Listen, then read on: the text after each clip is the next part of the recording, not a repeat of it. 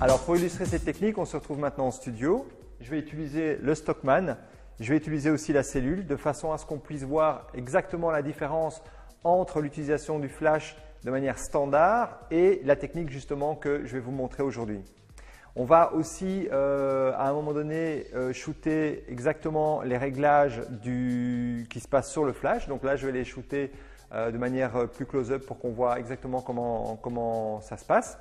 Mais la première chose pour pouvoir comparer effectivement dans Lightroom et aussi dans mon software de capture, à savoir Capture One dans ce cas-ci, la première chose qu'on va faire pour vraiment mettre tout le monde d'accord, c'est que je vais shooter avec des réglages distincts sur le flash de façon à avoir exactement la même puissance dans les deux modes sur mon buste ici. Donc ce que je vais faire, c'est que je vais utiliser ma cellule en mode flash. Je vais mesurer une fois en utilisant le flash de manière ordinaire entre guillemets, donc comme on le ferait dans 99% des cas avec ce type de flash embarqué sur la griffe accessoire. Et ensuite, on va utiliser ma méthode et vous allez voir, pour pouvoir être à même de comparer exactement ce qui se passe, on va partir du principe qu'on donne exactement la même quantité de lumière.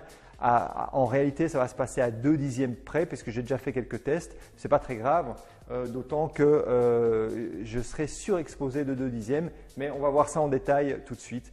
Donc, la première chose que je vais faire, ça va être de rebrancher ma cellule, voilà, qui s'était mise en veille.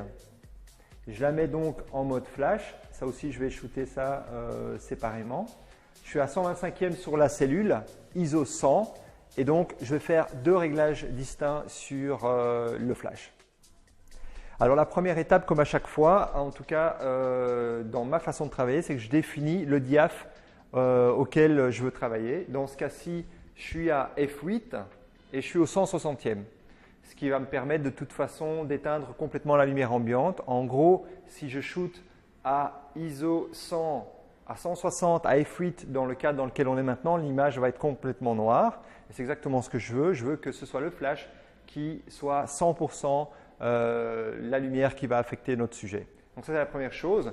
Donc la première chose qu'il faut faire avant même de s'intéresser au réglage de la puissance du flash, puisqu'on est en full manuel, et c'est d'ailleurs tout l'intérêt de la technique que je vais vous exposer aujourd'hui, c'est d'ailleurs de définir le diaph que vous allez utiliser. Donc dans ce cas-ci, je rappelle, je suis au 160e de seconde à f8 à ISO 100. Okay, donc là, j'ai fait quelques petits tests avant de commencer à enregistrer et je sais que je dois être à 1/4 de la puissance du flash quand mon zoom du flash est réglé à 35 mm. Donc je vais shooter. Donc là maintenant, elle va mesurer l'éclair. C'est vraiment purement indicatif puisqu'en réalité, dans cette technique, on va essentiellement se baser sur le résultat qu'on obtient.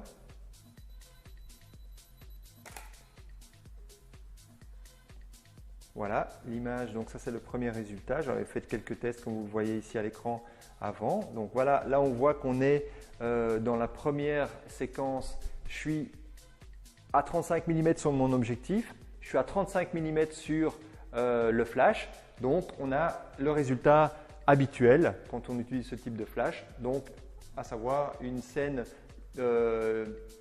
uniformément exposée.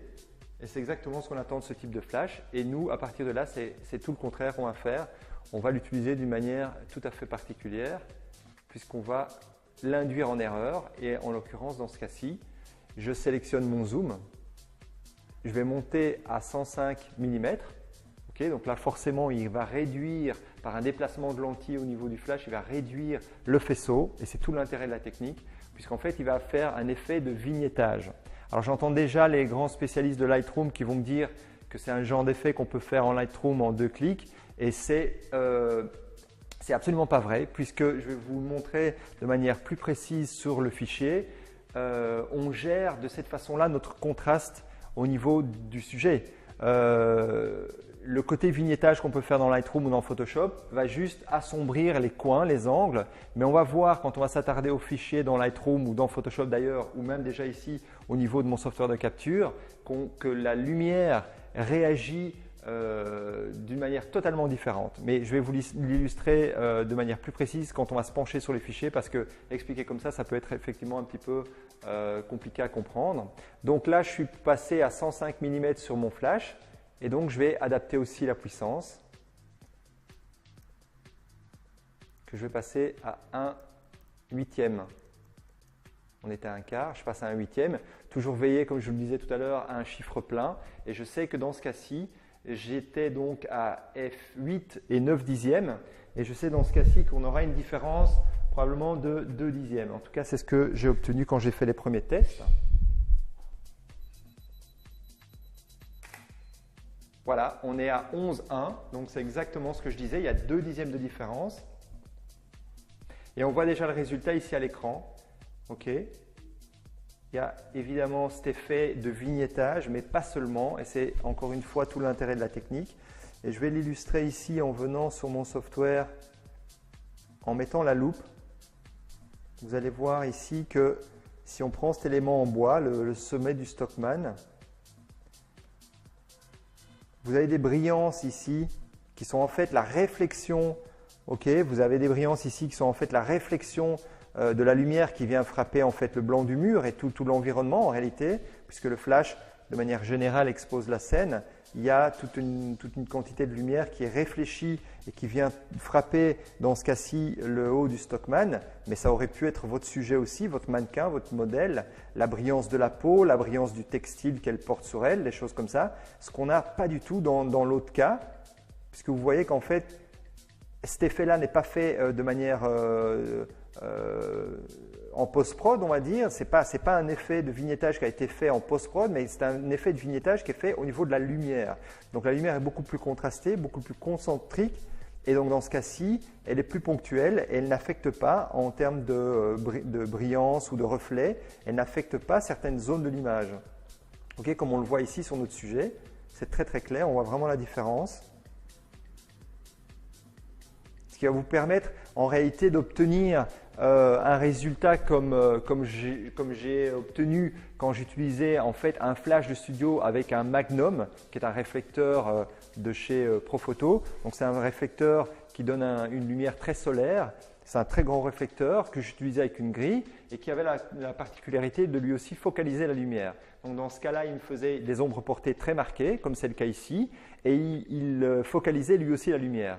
Et en fait, finalement, on se rend compte qu'en utilisant le flash de cette façon-là, on obtient exactement le résultat qu'on aurait pu avoir avec un flash de studio, avec un bol Magnum et avec un nid d'abeille, ce qui est beaucoup plus contraignant à utiliser, alors que là, comme vous le voyez, c'est un montage qui tient dans un sac à dos.